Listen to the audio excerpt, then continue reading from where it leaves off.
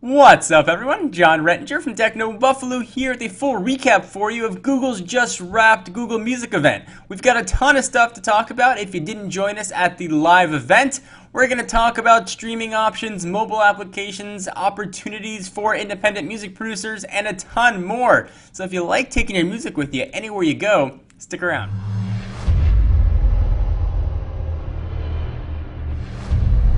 Alright, so first, if you see me glance down and glance back up, it's not because I'm checking you out, although you do look pretty darn good. It's because the event just ended and I got some notes in front of me, and I have to read them. So if you simply do this, that is why. Alright, so Google Music Beta, which is what it was previously called, is now out of beta and is officially called, wait for it, Google Music. Not the most creative name, but that is what it's going to be called, and it's a pretty awesome system that Google has given us. It is completely cloud-based and is now available free for everyone if you're in the US. If you're outside the US, unfortunately, there haven't been plans announced for that. You can store and stream up to 20,000 of your own songs. If you have more than 20,000, you're going to be cut off right there. Google has not announced an option for what they're going to do for folks with music libraries that exceed 20,000. But you can now upload and stream 20,000 songs that you've got to any browser or Android device. We'll talk about that in just a minute. There is one little bit of desktop software. This isn't completely web-based. It's going to be called Music Manager, and what that's going to do is help you upload your music from your computer to the server, including iTunes. So if you got an iTunes library that is presumably DRM free, you can go ahead and upload all that music and be good to go. All you got to do is sign in with your Google account and you'll be able to access all your music. If you're on an Android device, for example, you sign in with your Google account and all of your music is going to immediately be there. But, John, you're asking, what if I'm on an airplane and I don't have a data connection and I want to listen to the Bee Gees? If, let's say you're older and you like the Bee Gees. Let's give a younger example. I want to listen to the Twilight soundtrack, hypothetically. Well, what you can do is you can actually pin that content to your mobile device and it'll be available offline. So if you don't have a data connection, not to worry, you can pin the songs you want to listen to and you can listen to them when you are rocking it in airplane mode. The music is now going to be available on Android Market. So in addition to offering apps, obviously movies and books, music is now going to be available on there as well. It'll start rolling out to Android devices over the next 2 or 3 days. Sometime this week, you should probably start to see it. If you go over to music.google.com, you can also check out all the songs that are going to be available, and you can download them right from your browser. You're going to get 90-second previews, and if you decide to download, they're going to be in 300 kilobit per second quality. I think that's how you say it.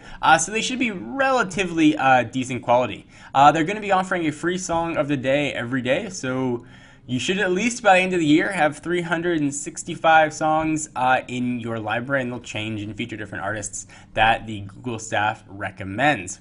What's kind of funny that they were using OS X in the demo and not Chrome OS. There is going to be something really cool though with Google+. You can share your purchased songs with your friends, allowing them one free play of all your music. So if you download something fun, your friends can listen to it at least one time, which is going to make you pretty popular or going to make you want to join the circles of folks that are buying a lot of music. It's kind of a neat option. And again, there isn't really a desktop app, there's just that Music Manager, so you're not going to have sort of an iTunes equivalent chilling in your applications folder. It's mostly going to be based on the web. They've partnered with Universal, EMI, and Sony. Those are the big partners. And they've got a ton of independent music labels on there as well from the folks at Merlin. They're going to have 8 million songs available today, 13 million total over the coming months. Exclusive content is going to be available on Google Music from artists like the Rolling Stones. I believe they have one of their 1973 concerts on there. Coldplay, Shakira, Pearl Jam, Dave Matthews, and Busta Rhymes, who's actually in attendance. One of the other cool things that they announced is something called the Artist Hub. That's a place where independent artists can post their music for sale on Google Music and set their own prices. The artists will keep 70% of the monies that they make. They'll have to pay a one-time fee of $25, and they're working with YouTube to allow the artists to directly sell their music from YouTube, from their official, music videos. This is a really cool idea. Essentially, it's like a blog for music producers. It's letting people auto-publish, auto-distribute their own content. Now, certainly Google's taking a piece of it, but it's a great way for independent music producers to be able to get their music out there, and a way for maybe people that might see it a bit more often. I think this is going to be one of the killer features, actually, of Google Music. And I think it's going to have a huge widespread adoption amongst the growing independent music movement. So if you're into indie music or you're an indie music producer, this is probably going to be sweet indie music to your ears. And much like Google partnered with T-Mobile to launch Android into the world, the original G1, they are partnering with T-Mobile again here for Google Music. You're going to be able, if you're a T-Mobile customer rather, you're going to be able to use your T-Mobile account to buy music, and they'll charge it right to your phone bill. And you're going to have exclusive content just for T-Mobile customers. Presumably, this will be coming to other carriers as well.